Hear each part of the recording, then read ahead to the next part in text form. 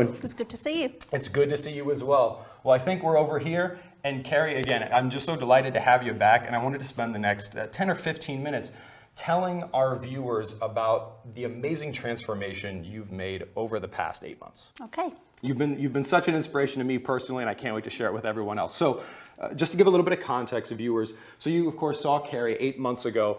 And at that time, Carrie, correct me if I'm wrong, I just want to set the stage here a little bit. You were in a very stressful professional situation. Yes. You're in a very stressful professional situation, which I know a lot of us can empathize with.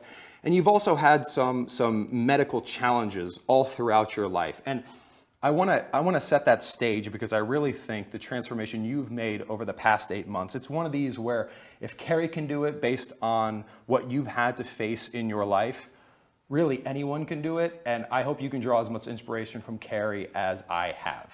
So Carrie, let's get started. Let's talk about, so set the stage for us a little bit. Give us a little bit of your history in terms of your health and weight.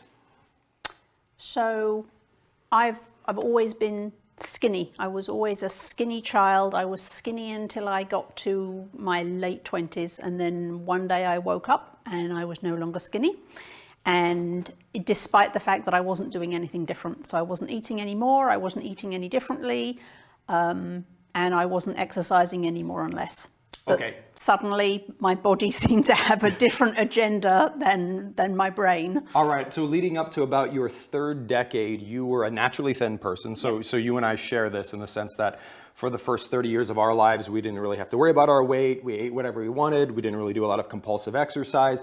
But then in your third decade, again, changing nothing about what you're eating, how much you're eating, what you're doing for exercise, or how much you're doing, things started to change. What happened? I just started to gain fat. Okay. And I think a lot of the viewers can empathize with this, where as we age, it's, again, if this whole eat less, exercise more mythology was true, that would imply that as we get older, we get lazier and lazier, which is not true. In fact, as we get older, we get smarter and we're much more active, much more involved in the world. So you didn't become lazy and a glutton, you just continue doing what you were doing, but fat started accumulating on your body. Okay, so fat's accumulating on your body, then what happened? Right, so then I actually realized that I wasn't magically going to be slim anymore, that I would have to do something about it. So I started doing what we're all told, which is eating less and exercising more. And nothing happened. I still continued to accumulate fat. So it didn't matter what I did, I kept getting bigger. Okay, now in terms of bigger, I'm glad we said bigger because people know from our original airing of the course, which we're about to rebroadcast, that we're not about weight here, we're about measurements, we're about health. So back before the weight started to creep on, the fat started to creep on, what size were you? 0. So you were size. So again, this is important, listeners and viewers. You'll see this again in the course.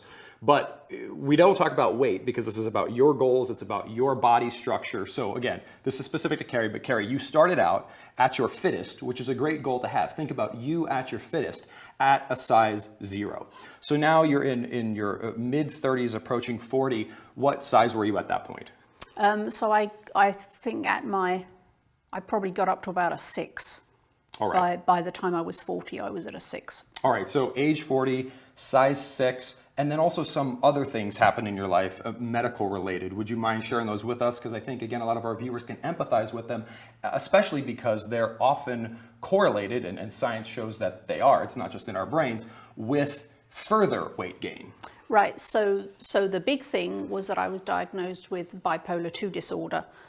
Which is at the depressive end, not the crazy manic end, but you know, whatever it is, the treatment for that is antipsychotic medication. And one of the problems with that is, and it's world famous for making you gain weight.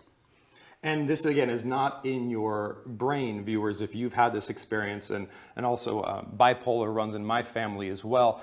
You can look through the clinical literature and you will see very clearly that these antipsychotic medications are one of many pharmaceuticals which have been shown to work directly on your set point, or what we talk about in the course as the area of your brain that works to automatically balance calories for you. And what these antipsychotics do is they actually do elevate your set point.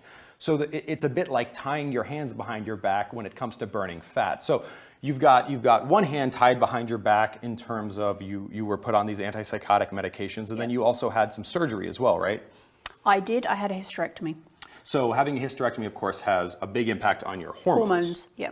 Yes, and you'll learn in the course that your hormones, again, a huge part of your weight regulation. So your brain, your hormones, and your gut are really the three key players here. It's not your willpower. So here we have a wonderful professional woman who was naturally thin, changed nothing about her lifestyle, started to get into her third and fourth decade, went on an antipsychotic medication, which actually about 1 in every 3 Americans is struggling with some sort of psychological challenge. So this is something that I know a lot of you can empathize with.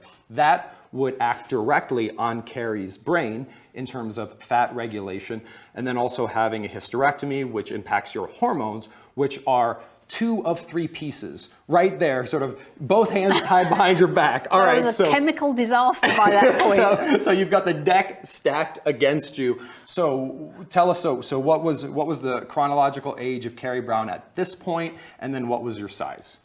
So that would put me at 48, 47, somewhere around there, and I was a size 8. That was the biggest that I got, was a size 8.